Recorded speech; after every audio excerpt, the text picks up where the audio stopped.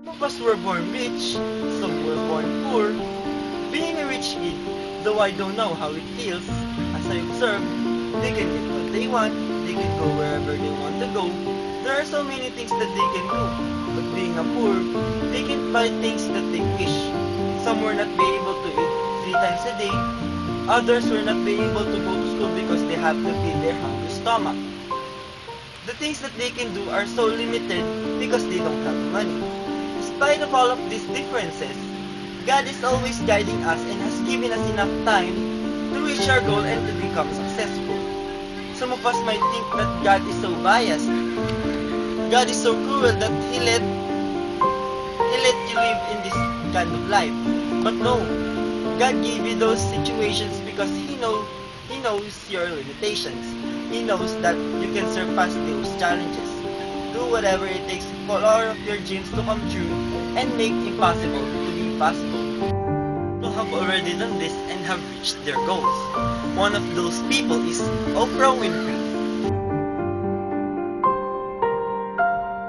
You know that Oprah's mother was a housemate and Oprah's father was just a coal miner. She lived the life before that may be the same as you. But who is Oprah now? Oprah is a billionaire. Oprah owns a TV station. At first, she is just a newsreader in a local black radio station, and then she became a host in a TV talk show in Chicago. Because of her perseverance, she has gone this far. Isn't that inspiring? But wait, there's more. Do you know the Apple Incorporation? How about the CEO in Apple Incorporation? That Steve Jobs is also a poor child too before.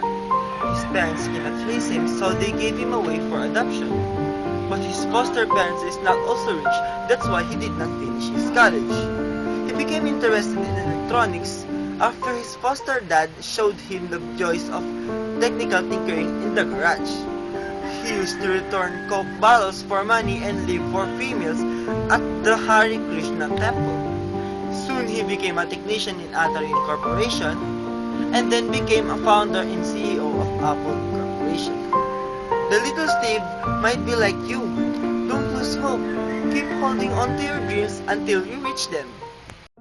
Life is not easy, so for this next child to live, he have to help his parents instead of playing outside. This child was a little Henry C.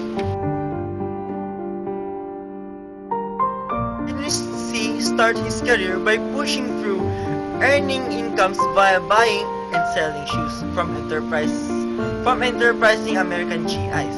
The little success of his shoe selling business inspired him to open a small shoe store in Quiapo, Manila in 1958, and he named it Shoe Mart.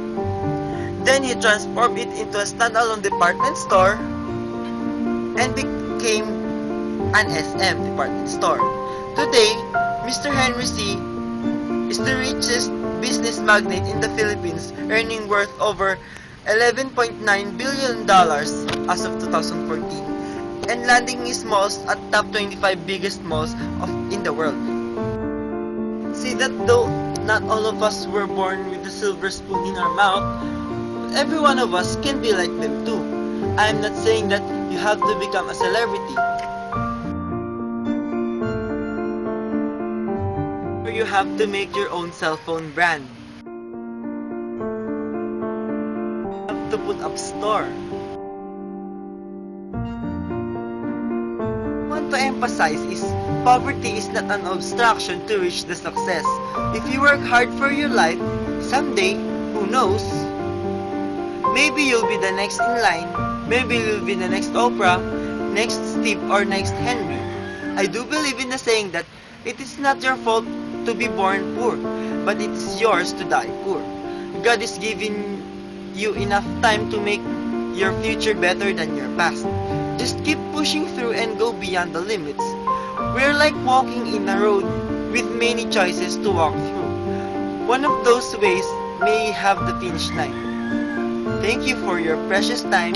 Good day and goodbye.